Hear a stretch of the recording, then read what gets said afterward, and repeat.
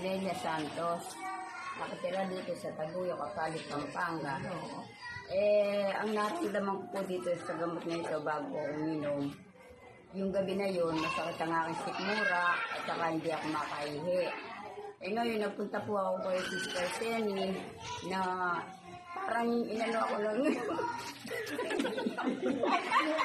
Totoo po ito sinasabi ko ito. Ngayon, sinabi po sa kanya, nakaramdaman ko, bigyan po ako ng isang baso ng gamot. Ito na ako. Ngayon, pagka-uwi ko, sabi ko sa kanya, bigyan ako ng ganito. Wala po akong pera. Sige, dalawang muna sabi sa akin. Nagpasalamat ako sa kanya. Hindi ko muna aawin ito hanggat hindi ako nakakaramdaman ng ginhaw sa katawan ko. Sige, sabi niya. Natulog ako, sumulakot pa yung sikmura. Hindi pa yata ako bumangon po ako na kinuha ko na naman ito, uminom na naman ako. Nararamdaman ko sa katawan ko ba, parang umaandar na, parang umaandar sa katawan ko. Ngayon, mapulod ako.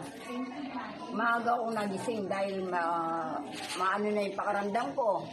Hindi naman sa pag-aano talagang totoo nangyari sa aking katawan ito.